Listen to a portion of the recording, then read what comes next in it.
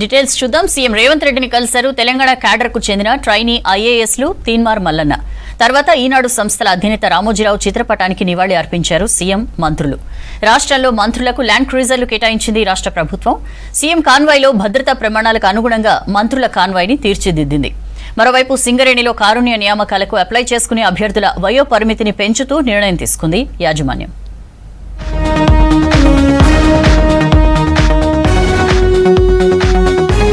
మంత్రులకు Toyota land క్రూయిజర్లు కేటాయించింది రాష్ట్ర ప్రభుత్వం. సీఎం కాన్వాయ్లో ఉపయోగించేందుకు ఈ కొత్త వాహనాలను కొనుగోలు చేసింది అప్పటి కేసీఆర్ సర్కార్. రేవంత్ సర్కార్ వచ్చిన తర్వాత భద్రతా ప్రమాణాలకు అనుగుణంగా వాహనాలను తీర్చిదిద్దింది. అన్ని హంగులతో తీర్చిదిద్దిన ల్యాండ్ క్రూయిజర్లను మంత్రులకు కేటాయించింది ప్రభుత్వం. సింగరేణిలో కారుణ్య నియామకాలకు అప్లై చేసుకునే అభ్యర్థుల వయోపరిమితిని పెంచుతూ నిర్ణయం తీసుకుంది యాజమాన్యం. అభ్యర్థుల ఏజ్ను 35 ఏళ్ల నుంచి 40 ఏళ్లకు పెంచుతూ సోమవారం సాయంత్రం ఉత్తర్వులు జారీ చేసినట్లు ఎండీ ఎన్ బలరాం తెలిపారు. ఇటీవల హైదరాబాద్ అంబేద్కర్ విగ్రహ ప్రాంగణంలో బదిలీ వర్కర్లకు అపాయింట్మెంట్ ఆర్డర్లు ఇస్తున్న సమయంలో సీఎం రేవంత్, డిప్యూటీ సీఎం బట్టి సింగరేణిలో కారుణ్య నియామకాలకు అప్లై చేసుకునే వారి వయోపరిమితి పెంపుపై హామీ ఇచ్చారు. దీనిపై చర్చించిన అధికారులు 2018 మార్చి 9వ తేదీ నుంచి వయోపరిమితి సడలింపు స్కీమ్ను వర్తింపజేసేందుకు నిర్ణయం తీసుకున్నారు. సెక్రటేరియట్లో సీఎం రేవంత్ ను కలిశారు తెలంగాణ క్యాడర్ కు చెందిన ట్రైనీ ఐఏఎస్లు.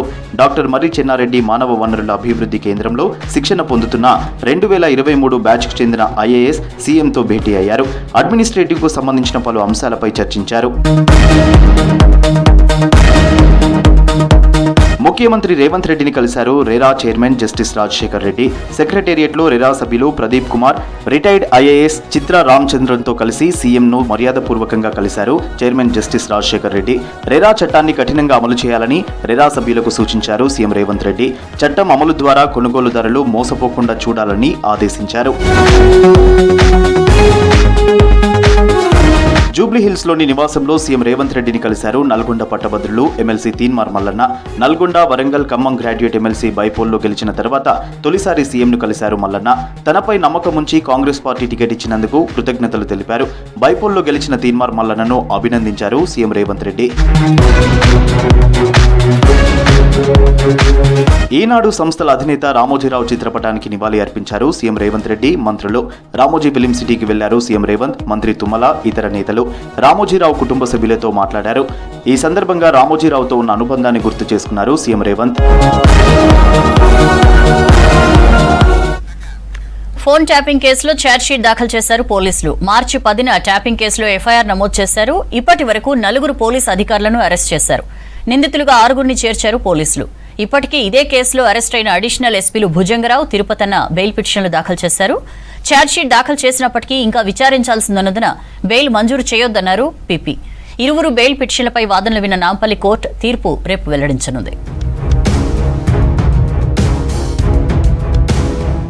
కాళేశ్వరం ప్రాజెక్టుపై రెండో రోజు విచారణ జరిపింది జస్టిస్ చంద్రఘోష్ కమిటీ. ఇంజనీర్లతో సమావేశమై ప్రాజెక్టుపై చర్చించింది. కాళేశ్వరం ప్రాజెక్టుపై విచారణకు రాష్ట్ర వ్యాప్తంగా రేపు అన్ని ప్రభుత్వ, ప్రైవేట్ స్కూళ్లు రీఓపెన్ కాబోతున్నాయి. స్కూళ్లకు వచ్చే విద్యార్థుల కోసం అన్ని ఏర్పాట్లు చేసింది విద్యాశాఖ. స్టూడెంట్స్ కోసం అవసరమైన పుస్తకాలు, డ్రెస్సులు సిద్ధం చేసింది. పాఠశాలలన్నీ సర్వాంగ సుందరంగా ముస్తాబోతున్నాయి.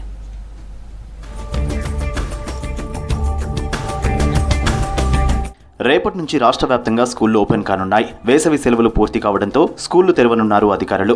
ఉదయం 9 గంటల నుంచి 4 గంటల 15 నిమిషాల వరకు ప్రైమరీ స్కూల్స్, 9 గంటల 30 నిమిషాల నుంచి సాయంత్రం 4 గంటల 45 నిమిషాల వరకు ఉన్నత పాఠశాలలు నడవనున్నాయి. ఈ విద్యా సంవత్సరంలో ప్రతి నెల 4వ శనివారం నో బ్యాగ్ డేను అమలు చేయనుంది విద్యాశాఖ.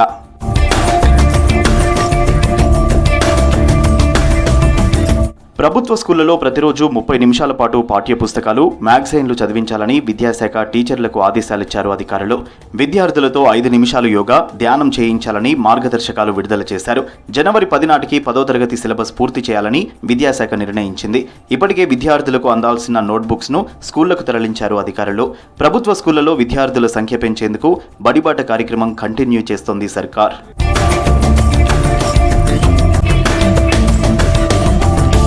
అన్ని ప్రభుత్వ స్కూళ్లలో పుస్తకాలు, యూనిఫామ్స్ సిద్ధం చేశారు విద్యాధికారులు. ప్రభుత్వ ఆదేశాలతో అమ్మ ఆదర్శ పాఠశాల పథకంలో భాగంగా స్కూళ్లలో కరెంట్, తాగునీరు వంటి మౌలిక వసతులకు ఇబ్బందులు లేకుండా చర్యలు తీసుకుంటున్నారు. పాఠశాలలను శుభ్రం చేసి పిల్లల కోసం సిద్ధం చేస్తున్నారు.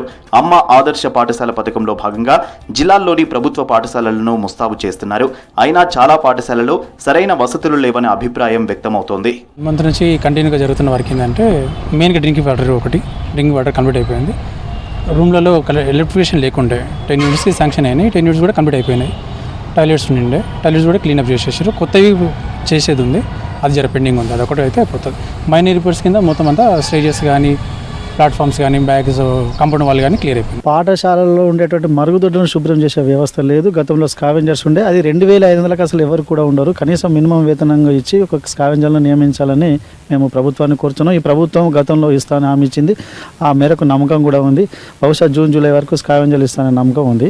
ఉమ్మడి వరంగల్ జిల్లాలో మొత్తం 3328 పాఠశాలలున్నాయి. వీటిలో చాలా పాఠశాలలు సమస్యలకు కేరాఫ్గా మారాయి. నిధుల లేమితో పాఠశాల భవన నిర్మాణాలు అసంపూర్తిగా నిలిచిపోయాయి. మరికొన్ని చోట్ల పాఠశాలల్లో కంకర పోసి వదిలేయగా తలుపులు, కిటికీలు ఊడిపోతున్నాయి. బాలికలకు టాయిలెట్స్ లేక ఇబ్బందులు పడే పరిస్థితి నెలకొందని చెబుతున్నారు ఉపాధ్యాయులు. రకరకాల రెసిడెన్షియల్ పేర్లతోటి పిల్లలను రెసిడెన్షియల్ స్కూళ్ళకు తీసుకుపోవడం, ఇక్కడ కొన్ని వేల ఎకరాలు, వందల ఎకరాలలో ఉన్నటువంటి పాఠశాలలు ఉన్నటువంటి తరగతి గదులలో కొన్ని పిల్లలు లేకుండా ఉండేటటువంటి పరిస్థితి కూడా ఉంది. పాఠశాలలలో, అన్ని పాఠశాలల్లో 3300 పైచిలకు ఉన్నటువంటి ప్రతి పాఠశాలలో ఖచ్చితంగా మరుగుదొడ్లు నిర్మాణం జరగాలి. మెరుగైన విద్యాబోధనతో పిల్లలకు ఉజ్వల భవిష్యత్తు ఉంటుందన్నారు ఖమ్మం జిల్లా కలెక్టర్ విపి గౌతమ్. ప్రభుత్వ పాఠశాలల్లో చదివిన విద్యార్థులు ఐఐటి, నీట్ వంటి ఉన్నత విద్యలో రాణిస్తున్నారని తెలిపారు. గవర్నమెంట్ స్కూళ్లలో ప్రతి విద్యార్థిపై ప్రత్యేక శ్రద్ధ ఉంటుందని చెప్పారు. పిల్లలను ప్రైవేటు స్కూళ్లలో చేర్పించి ఆర్థికంగా ఇబ్బంది పడొద్దని సూచించారు.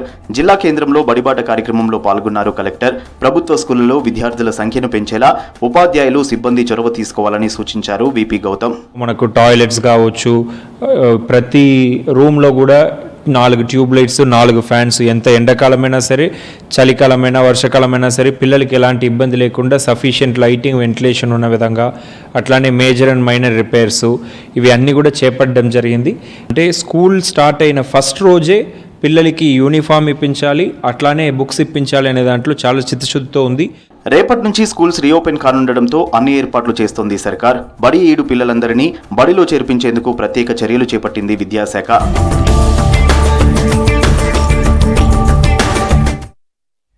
హైదరాబాద్ను మెడికల్ టూరిజం హబ్గా తీర్చిదిద్దుతున్నామన్నారు మంత్రులు. రైతులకు కావలసిన విత్తనాలు అందుబాటులో ఉంచామన్నారు. డ్రైవింగ్ లైసెన్స్, రిజిస్ట్రేషన్ విషయంలో అవినీతికి ఆస్కారం లేకుండా చర్యలు తీసుకుంటామని చెప్పారు. టీఎస్ నుంచి టీజీగా మార్చడంపై బీఆర్ఎస్ తప్పుడు ప్రచారం చేస్తోందని విమర్శించారు కాంగ్రెస్ నేతలు. రాష్ట్ర వ్యాప్తంగా రోడ్డు భద్రతపై అవగాహన కల్పించాలని అధికారులను ఆదేశించారు మంత్రి పొన్నం ప్రభాకర్. ఎన్ఫోర్స్మెంట్ ను బలోపేతం చేసి చెక్పోస్టుల దగ్గర నిరంతరం నిఘా ఉంచాలన్నారు.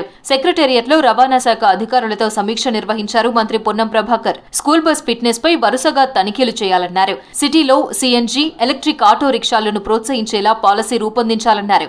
డ్రైవింగ్ లైసెన్స్, రిజిస్ట్రేషన్ విషయంలో అవినీతికి ఆస్కారం లేకుండా డీసెంట్రలైజ్ విధానం ఎలా ఉంటుందనే దానిపై అధ్యయనం చేయాలని అధికారులకు సూచించారు పొన్నం ప్రభాకర్.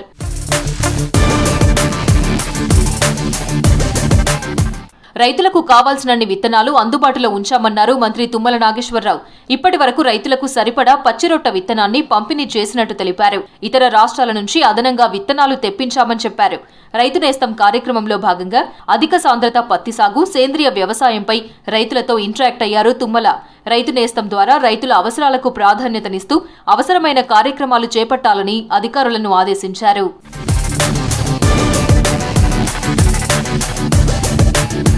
హైదరాబాద్ ను మెడికల్ టూరిజం హబ్ గా తీర్చిదిద్దుతున్నామన్నారు మంత్రి Damodara Rajanarasimha. Food capital of ఇండియాగా హైదరాబాద్ బ్రాండ్ ఇమేజ్ ను పెంచుతున్నామని చెప్పారు. ఆహారాన్ని కల్తీ చేసినా, నాణ్యత పాటించకపోయినా కఠిన చర్యలు తీసుకుంటామని హెచ్చరించారు. సెక్రటేరియట్లో ఫుడ్ సేఫ్టీ కమిషనర్ ఆధ్వర్యంలో నిర్వహించిన హోటల్ అసోసియేషన్ సభ్యుల సమావేశంలో మంత్రి పాల్గొన్నారు. నిజాం కాలం నుంచి హైదరాబాద్ బిర్యానీకి అంతర్జాతీయ గుర్తింపు ఉందన్నారు. హోటళ్ల యజమానులు సామాజిక బాధ్యతతో వ్యవహరించాలని కోరారు దామోదర.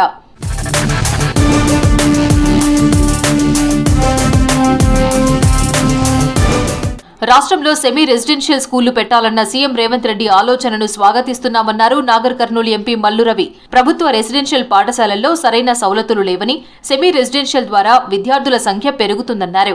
మూసేసిన స్కూళ్లు తెరుస్తామన్నారు మల్లు రవి. రాష్ట్రంలో సెమీ రెసిడెన్షియల్ స్కూల్ పెట్టాలని ముఖ్యమంత్రి ప్రకటించి దాన్ని మేము స్వాగతిస్తున్నాం. సింగిల్ టీచర్ స్కూల్స్ దాదాపు 6,000 స్కూల్స్ ఉన్నాయి. ఈ స్కూల్స్ని ఇంతకుముందు ఉన్నటువంటి ప్రభుత్వం పిల్లలు రావటం లేదనే పేరుతోని మూసేసేటటువంటి కార్యక్రమం ఆ దిశలోనే అంతా నడిచింది. 2,000 కోట్ల రూపాయలతోని స్కూలు ఎడ్యుకేషన్కి అలాట్ చేశారు. రాష్ట్ర ప్రభుత్వంపై పింక్ మీడియా తప్పుడు ప్రచారం చేస్తుందని ఫైర్ అయ్యారు ఎమ్మెల్సీ బల్మురి వెంకట్. టీఎస్ నుంచి టీజీగా మార్చేందుకు 4,630 కోట్లు ఖర్చవుతుందని కావాలనే ఫేక్ న్యూస్ క్రియేట్ చేశారన్నారు. తప్పుడు ప్రచారం వెనుక కేటీఆర్ ఉన్నారని ఆరోపించారు. కొందరు ప్యాకేజీలు తీసుకుని విష ప్రచారం చేస్తున్నారన్నారు ఎమ్మెల్సీ బల్మురి వెంకట్. ఉద్దేశపూర్వకంగా కొన్ని ఛానళ్లు క్రియేట్ చేయించి ఏదైతే మా ముఖ్యమంత్రి గారు చేస్తున్న పనితీరు పైన, మా మంత్రులపై, అందరిపైన తప్పుడు ప్రచారం చేస్తారు. వాస్తవానికి ఏదన్నా తప్పు జరిగితే ఆధారాలు ఉంటే చాలా స్పష్టంగా గతంలోనే బీఆర్ఎస్ పార్టీ స్పోక్స్ పర్సన్ ఏదైతే కిషన్ మాట్లాడినప్పుడే చెప్పినా, నువ్వేదైతే ప్రెస్ మీట్ పెట్టి నువ్వైతే ఉస్మానియా యూనివర్సిటీకి సంబంధించి ఒక ఫేక్ జియో కాపీని సృష్టించడం జరిగింది, దాన్ని ప్రచారం చేస్తున్నావు. నిజంగా ఆధారాలు ఉంటే ఆ జియో కాపీ నిజమైతే బహిరంగ చర్చకి నేను సిద్ధంగా ఉన్నా అని చెప్పి సవాల్ విసుడితే దానికి స్పందన లేదు. సెక్రటేరియట్లో మంత్రిని కలిశారు భువనగిరి ఎంపీ చామల కిరణ్ కుమార్ రెడ్డి. ఇటీవల భువనగిరి నుంచి పార్లమెంట్ సభ్యుడిగా గెలిచిన చామల కిరణ్ కుమార్ ను అభినందించారు పొన్నం. పేద ప్రజల సమస్యలు తీర్చడానికి ఎన్డీఏ ప్రభుత్వం ఏర్పాటైందన్నారు మెదక్ ఎంపీ రఘునందన్ రావు. ప్రధాని మోదీ నేతృత్వంలో భారతదేశం ప్రపంచ దేశాలు గర్వించదగ్గ స్థాయిలో అభివృద్ధి చెందుతుందన్నారు. చారిత్రాత్మకమైన బిల్లులకు 18వ పార్లమెంట్ వేదిక కాబోతోందన్నారు రఘునందన్ రావు. ఢిల్లీలో ప్రధాని మోదీ ప్రమాణ స్వీకారానికి హాజరైన రఘునందన్ రావు ఇవాళ తిరిగి హైదరాబాద్ వచ్చారు. శంషాబాద్ ఎయిర్పోర్ట్లో బీజేపీ కార్యకర్తలు ఆయనకు ఘన స్వాగతం పలికారు. అవకాశం లభించినందుకు మా ఓటర్ మహాశయులందరికీ కూడా ప్రత్యేకంగా కృతజ్ఞతా వందనాలు తెలియజేస్తా ఉన్నాం. Minimum government and maximum governance to the public అనేటువంటి రీతి లోపల నరేంద్ర మోడీ గారు కాశ్మీర్ నుంచి కన్యాకుమారి వరకు దేశ ప్రజలందరి సమస్యల్ని పరిష్కరించడమే లక్ష్యంగా ఏర్పాటైనటువంటి ఈ మూడో ప్రభుత్వం పేద ప్రజల ఆకాంక్షల కోసమే పనిచేస్తుంది. అనేక రకమైనటువంటి చారిత్రాత్మక బిల్లులకి 18వ పార్లమెంట్ వేదిక కాబోతా ఉందని చెప్పి సందర్భంగా తెలియజేస్తూ, నన్ను మెదక్ పార్లమెంట్ సభ్యునిగా గెలిపించి పంపించిన మా మెదక్ పార్లమెంట్ ఓటర్ నియోజకవర్గ మహాశయులందరూ కూడా కృతజ్ఞత వందనాలు తెలియజేస్తా ఉన్నాను. ఖచ్చితంగా మా మెదక్ గడ్డ రుణం తీర్చుకోవడానికి ఇది ఒక మంచి. రాష్ట్రానికి హెవీ రెయిన్ అలర్ట్ జారీ చేసింది వెదర్ డిపార్ట్మెంట్. రానున్న 2 రోజులు సిటీతో పాటు జిల్లాల్లో భారీ వర్షాలు కురిసే ఛాన్స్ ఉందన్నారు. ఉపరితల ఆవర్తనం, షియర్ జోన్ ప్రభావంతో వానలు పడే అవకాశం ఉందని తెలిపారు. రాష్ట్రంలో రేపట్లోగా వర్షాకాలం ప్రారంభమవుతుందన్నారు. రాష్ట్రంలోని అన్ని ప్రాంతాల్లో రుతుపవనాలు విస్తరించినట్లు చెప్పారు. ఇవాళ సిటీతో పాటు జిల్లాల్లో వానలు కురిశాయి. రోడ్లపై వరద నీరు చేరి ఇబ్బందులకు గురయ్యారు జనం.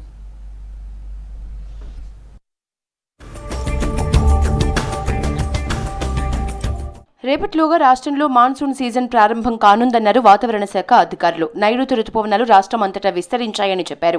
మహారాష్ట్రలోనూ కొన్ని ప్రాంతాల్లోకి రుతుపవనాలు విస్తరించాయన్నారు. ఇక ఈ ఏడాది సాధారణం కంటే అధిక వర్షాలు కురిసే ఛాన్స్ ఉందని తెలిపారు వెదర్ ఆఫీసర్స్. ఒక మరుత్వాడ మీద ఉన్న ఉపరితల ఆవర్తన ప్రభావం వల్ల రాష్ట్రం మొత్తం మీదుగా ఒక మోస్తరు వర్షపాతం నమోదే అవకాశం ఉంది. అక్కడక్కడ భారీ వర్షపాత సూచనలు కూడా కనిపిస్తున్నాయి. ముఖ్యంగా ఉత్తర తెలంగాణ జిల్లాలైన ఆదిలాబాద్ మరియు దక్షిణ తెలంగాణ జిల్లాలైన మనకి వికారాబాద్, సంగారెడ్డి, మహబూబ్ నగర్, నాగర్ కర్నూలు, జోగులాంబ, గద్వాల్ ఈ పరిసర ప్రాంతాలతో పాటుగా రంగారెడ్డి పరిసర ప్రాంతాల్లో కూడా అక్కడక్కడ భారీ వర్షపాత సూచనలు కనిపిస్తున్నాయి. రాష్ట్రానికి హెవీ రెయిన్ అలర్ట్ జారీ చేశారు వెదర్ ఆఫీసర్స్. రానున్న 2 రోజుల్లో రాష్ట్రంలో భారీ వర్షాలు కురిసే అవకాశం ఉందన్నారు.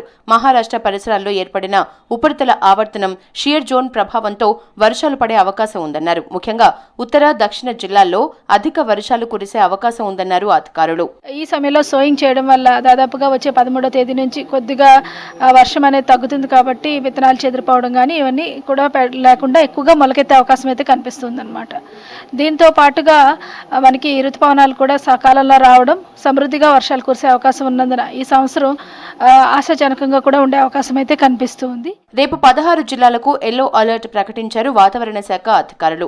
రేపు హైదరాబాద్తో పాటు రంగారెడ్డి, మేడ్చల్, నిజామాబాద్, రాజన్న సిరిసిల్ల, కరీంనగర్, జయశంకర్ భూపాలపల్లి, ములుగు, భద్రాద్రి కొత్తగూడెం, మహబూబ్ నగర్, వరంగల్, హన్మకొండ, సిద్దిపేట, రంగారెడ్డి, వికారాబాద్, సంగారెడ్డి, కామారెడ్డి జిల్లాల్లో మోస్తరు నుంచి భారీ వర్షాలకు అవకాశం ఉందని తెలిపారు అధికారులు. ఉరుములు, మెరుపులు, ఈదురుగాలులతో కూడిన వర్షాలు కురిసే ఛాన్స్ ఉందన్నారు.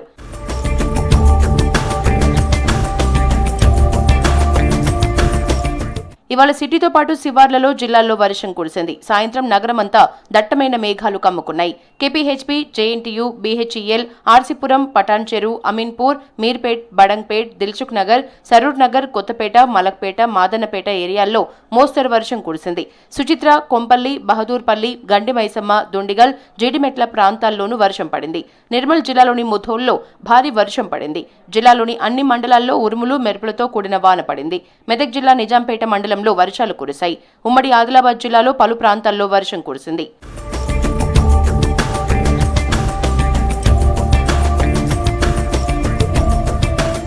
సిటీలో భారీ వర్షాలు పడతాయని వాతావరణ శాఖ హెచ్చరికలు జారీ చేయడంతో అలర్ట్ అయ్యారు జీహెచ్ఎంసీ అధికారులు. సిబ్బంది అందరూ ఫీల్డ్లోనే ఉండాలని ఆదేశాలు జారీ చేశారు అధికారులు.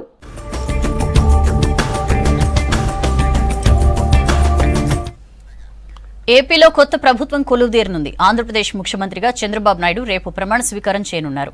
కూటమి ఎమ్మెల్యేలు సమావేశమై సీఎంగా చంద్రబాబును, శాసనసభాపక్ష నేతగా పవన్ కళ్యాణ్ను ఏకగ్రీవంగా ఎన్నుకున్నారు. గవర్నర్ ఆహ్వానంతో ప్రభుత్వాన్ని ఏర్పాటు చేస్తోంది ఎన్డీఏ కూటమి. రేపు చంద్రబాబుతో పాటు మంత్రులుగా ఎంపికైన వారితో ప్రమాణం చేయించనున్నారు గవర్నర్ అబ్దుల్ నజీర్. ఈ కార్యక్రమానికి అమిత్ షాతో పాటు సినీ, రాజకీయ ప్రముఖులు అటెండ్ అవుతున్నారు.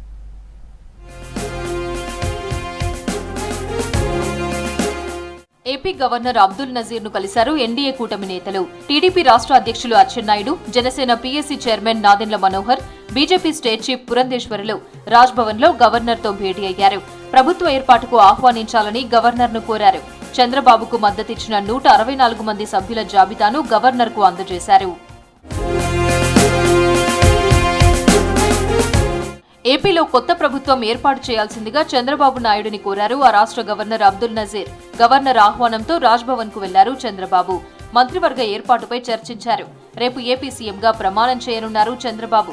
చంద్రబాబుతో పాటు 26 మంది మంత్రులుగా ప్రమాణం చేయనున్నట్టు తెలుస్తోంది. ఏపీ సీఎంగా చంద్రబాబు ప్రమాణ స్వీకారానికి గన్నవరంలో ముమ్మరంగా ఏర్పాట్లు జరుగుతున్నాయి. గన్నవరంలో 14 ఎకరాల్లో సభా ప్రాంగణం, 65 ఎకరాల్లో పార్కింగ్ ఏర్పాటు చేశారు. రేపు ఉదయం 11:27 చంద్రబాబుతో ప్రమాణం చేయించనున్నారు గవర్నర్. కార్యక్రమానికి కేంద్ర మంత్రి అమిత్ షా హాజరు కానున్నారు. అమిత్ షాతో పాటు కేంద్ర మంత్రి బండి సంజయ్, మెగాస్టార్ చిరంజీవి హాజరు కానున్నారు. ఇక ఈ కార్యక్రమంలో పాల్గొనేందుకు చిరంజీవి దంపతులు, చంద్రబాబు కుటుంబ సభ్యులతో పాటు బీజేపీ నేతలు, పలువురు ప్రముఖులు హైదరాబాద్ నుంచి విజయవాడ చేరుకున్నారు.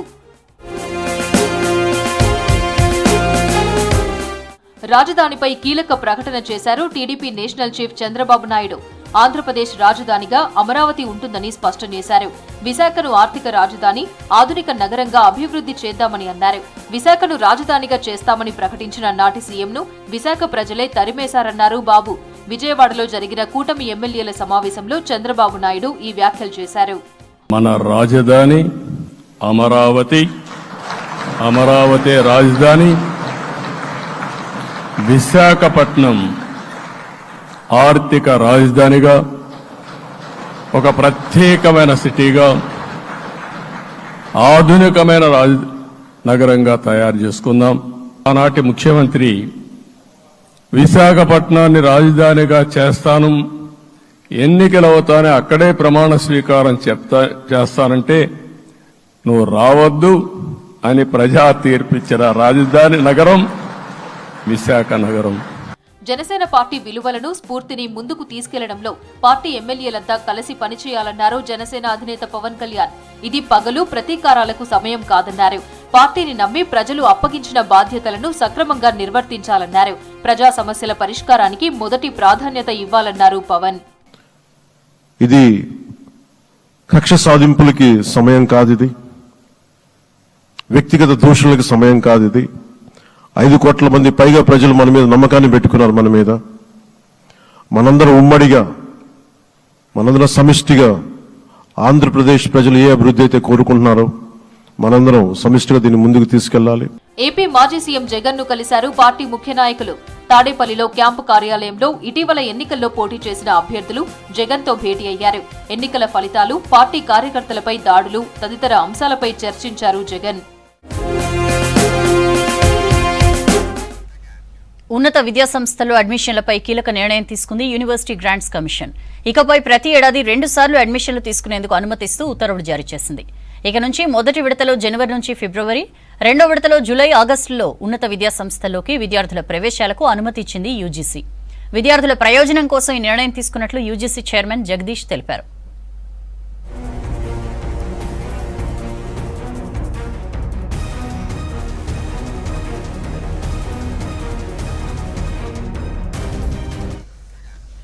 That's all for